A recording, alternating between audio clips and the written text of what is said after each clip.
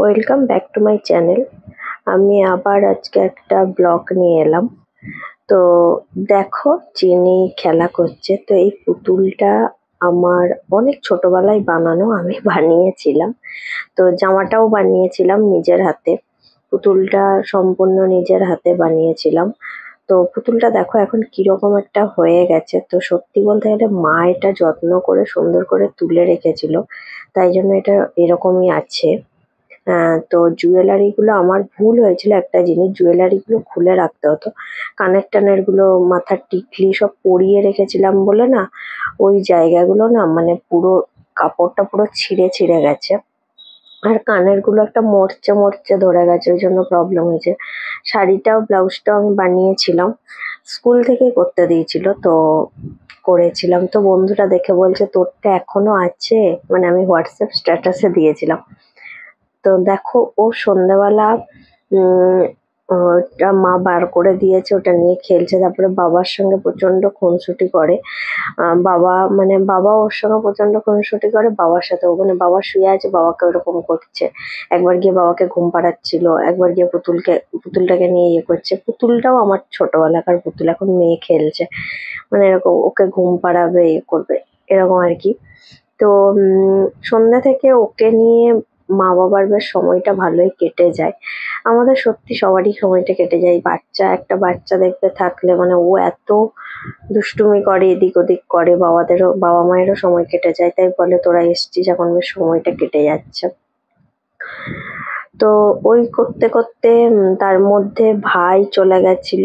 ভাই কলকাতায় থাকে, ওখানে ওর অফিস ধরো, ওখানে চলে গেছে, ভাই নেই। তার জন্য একটু মন খারাপ ছিল, মামা মামা করছিল। তো ওই জন্যে ও একটুখানি মানে মামা জানে মামার যখন সময় হয়ে যায়, রাত্রি ৯টা বাজলে ভাই বাড়ি ঢোকে।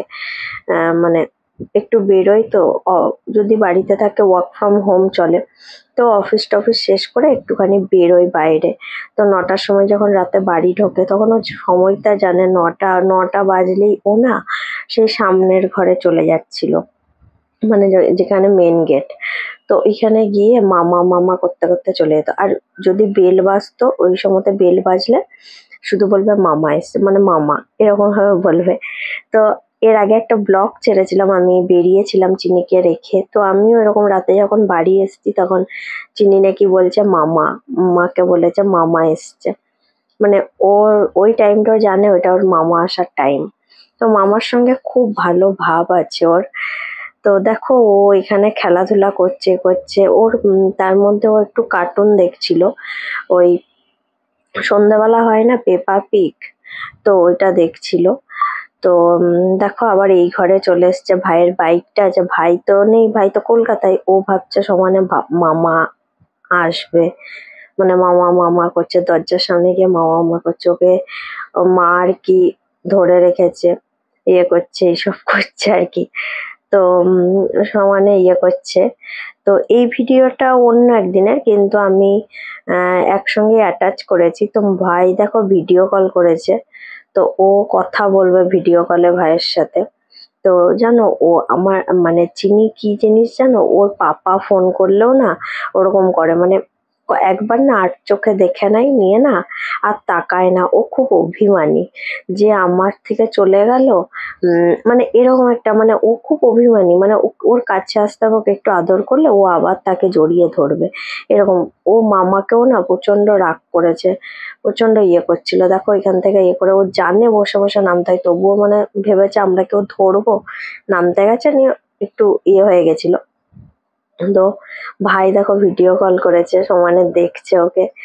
তো ভাইয়েরও মনটা খারাপ লাগে যে ভাগ্নি এত ইয়ে করে। সব সময়তে ভাই এখানে থাকলে তোমরা চিন্তা করতে পারবে না, এত ভাইকে, মানে ভাইকে সারাক্ষণ, ভাই খেলে ভাইয়ের সাথে খাবে, ভাই ঘুমালে ভাইয়ের সাথে ঘুমাবে, মানে ঘুমাতে যাবে মামা মামা করে, ঘুম থেকে উঠবে মামা মামা করে, মানে এত মামার সঙ্গে এত ইয়ে।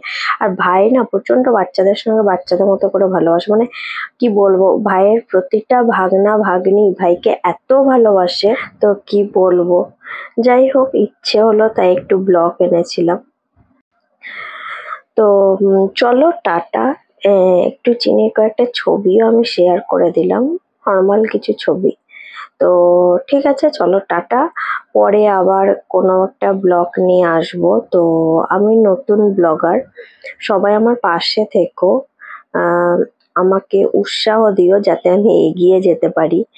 আর অনেক কিছু হয়তো ভুল ত্রুটি থাকবে, কারণ আমি তো অতটা কিছু জানি না এখনো অবধি। তো ভুল থাকলে একটু সংশোধন করে দেওয়ার চেষ্টা করো। চলো টাটা, সবাই ভালো থেকো।